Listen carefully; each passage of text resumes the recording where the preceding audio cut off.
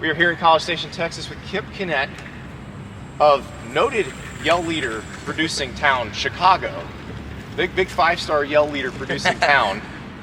Kipp, how did you become a Yell Leader at Texas A&M? Yeah, I guess it sounds crazy, kind of just most people they come to A&M are Aggies, growing up being an Aggie, but I guess my story is a little bit different in that sense. So I came to A&M on an Air Force scholarship. That's kind of all I wanted to do, and ended up loving A&M. And the second I got here, the first time I came here was actually for my new student conference where you get oriented, you sign up for classes and all that. And it was just my mom and I, and we were completely lost. We didn't know anybody, and it was honestly a terrible, terrible time. I always tell the story, I failed my math placement test and I couldn't get into any of the classes that I needed to. But during the new student conference, there's this presentation part where the Yell Leaders come out in Rudder Auditorium, and they kind of just explain the traditions. They go over all the yells and the war hymn and stuff. They tell stupid, funny jokes, and I just remember laughing and having a good time. And it sounds super cliche, but that was the first time I felt a part of the Aggie family. And so ever since then, I've always thought that'd be something really cool to do. I never thought I'd actually be here, but it was always kind of on my mind from that point forward. And fortunately, I've been really blessed. It's worked out amazingly for me, and just super lucky to have this opportunity. Well, Kipp, if it makes you feel better, I'm very bad at math. We've established that on our show. We make each other do SAT math questions on the show. So it sounds like y'all have some funny stories. Yeah. So now you're here on an Air Force scholarship, correct? Yes, sir. That's what brought you here. Your parents were from Texas or went to Texas State, right? Yes, sir. That's correct. And so you said it was the first time you felt like part of the Aggie family. Were you aware of the Yell Leaders? Obviously everybody knows the football team, but how much growing up in Chicago were you aware of the Yell Leaders or some of the other traditions of Texas A&M? Yeah, not at all, really. I had a cousin come here and a few of my aunts and uncles, but we never talked about A&M really. It was kind of just never brought up. I always thought I would probably apply here just because of those relationships, but literally I knew nothing about A&M or the Corps or the Yell Leaders. I showed up day one, and I guess I got really lucky because it worked out amazing, but I knew close to nothing coming in, so that's kind of crazy. When we got here, on the way in, I was like, the person we meet today is going to be from a family lineage of A&M people who grew up dreaming of being a Yell Leader, and it's gonna be like the Matthews family, playing offensive line here. And Andy walks in and goes, "Where are you from?" Chicago. I was like, "Oh, okay, that's not what I was." But if you talk to Nathan, he's one of the other senior Yell Leaders, and that's his story. He's a third generation. Yeah. His middle name's Kyle after Kyle Field, but that is very different from me. So just take me into what it is, because we're explaining the SEC to me this week. What is your duty, in your vision? What is it that you think that your role is for this program, the students, the university, and everything, Yeah, so I guess the mission and goal of the Yell Leaders is to promote and perpetuate Aggie athletics, spirit, and tradition. And we do this in a number of ways. Obviously, going to football games, midnight yell, those are the super obvious ways, but we also go to all the women's soccer, women's volleyball, men's and women's basketball, and we travel to all the home and away football games. And not only athletics, but we also do a lot of new student orientations, with fish camp and freshman conferences, Aggie Moms Clubs, Coaches Nights, literally so much else that is outside of athletics.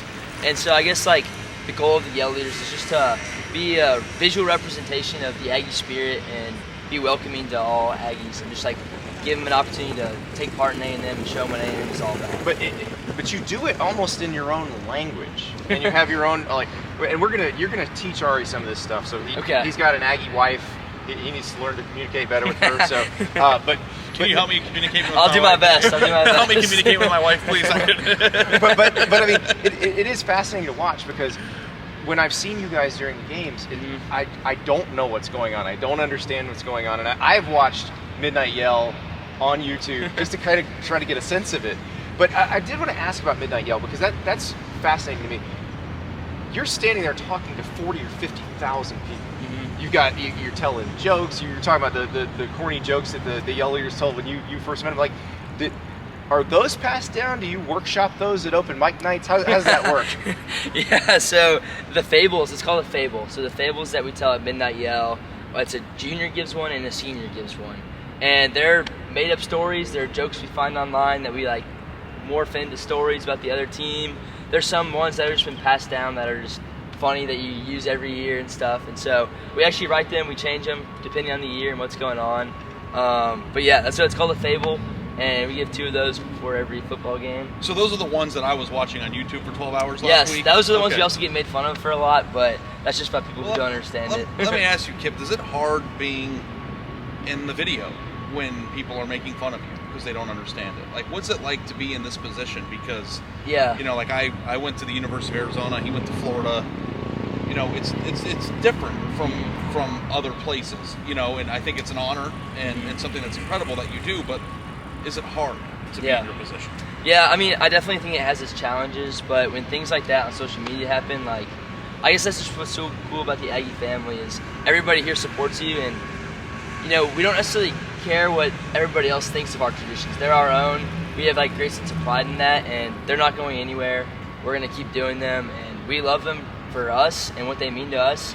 And we would love to share them with everybody and explain them, but we know everybody's not going to get it, and that's all right. We're just going to do our thing. And so while there is lots of challenges with this position, you know, time management, just how busy our lives are, it's 100% worth it, and it's just an awesome position. So you and obviously, you know, a lot of traditions that even based on what you wear.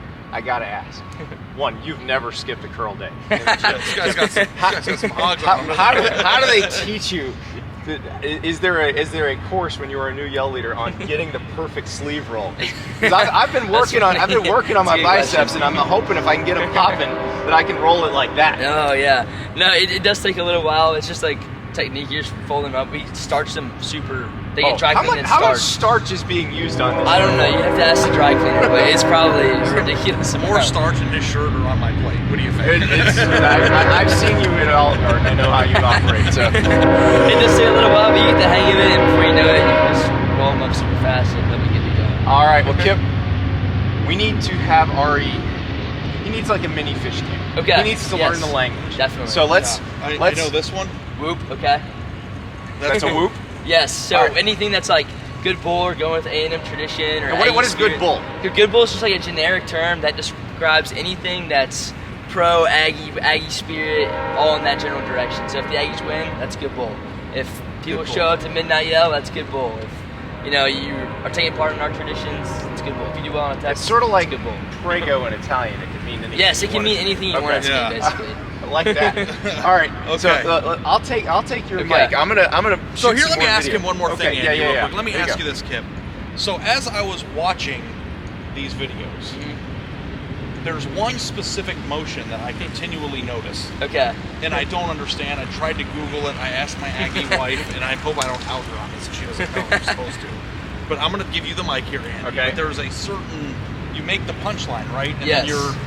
What is? So it's called a hitch. Okay. When we like that. Yeah. What? So, that. So I guess like let me back up a little bit. Like why we pace back and forth, like why the juniors pace back and forth at the beginning, and why we pace back and forth when we talk, all comes from a long time ago. There was an Aggie, and his name was Peanut Owens.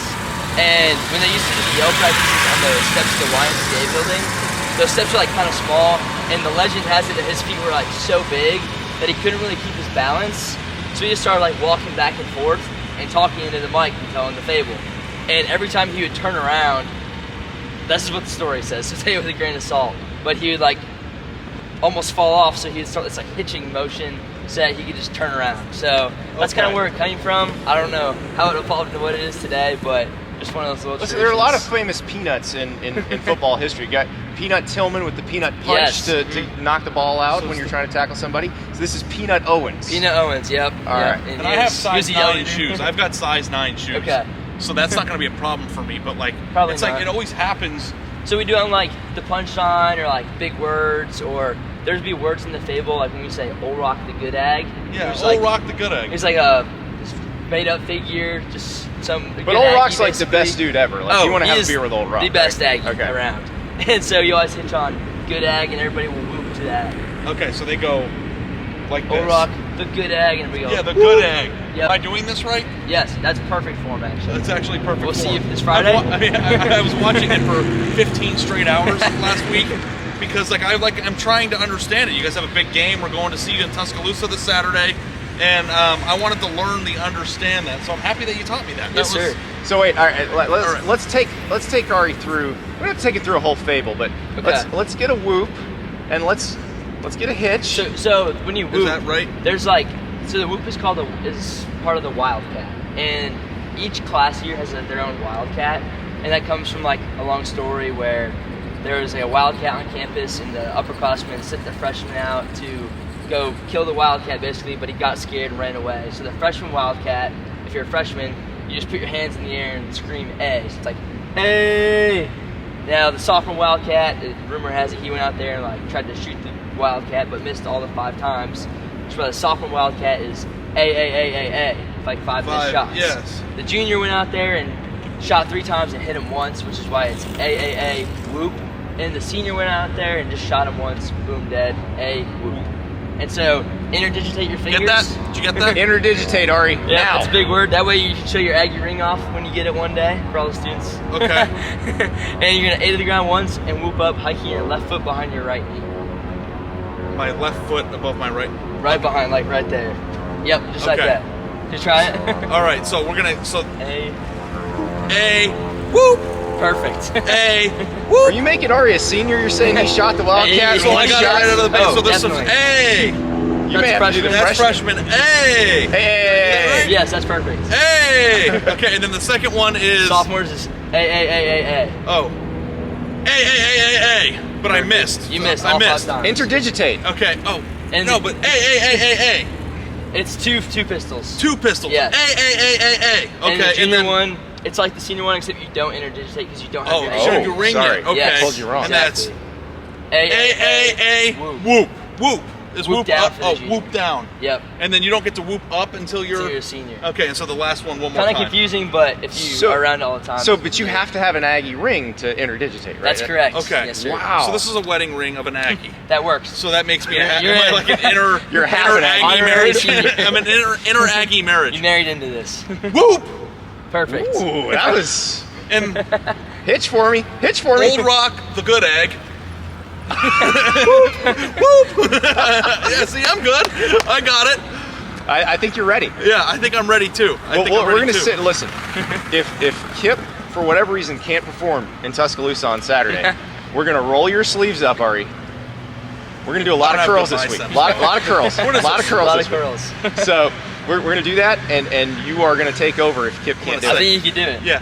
If I would have known that I was going to be next to the perfect specimen of the male species in a gently pressed, starched uniform with these big biceps, you got me out here looking like whoop, like but I feel like I understand a little bit better, and I think I have a better appreciation of what you guys go through, because like it does seem to be like a Twitter sensation for the good and the bad. You know what I mean? All And PR is good PR. Yeah. So that's how we look at it. this is the right attitude, That's right. Old Kipp the good egg. Thank you so Old much. Kipp the good egg. Of course. Absolutely. Thank you guys.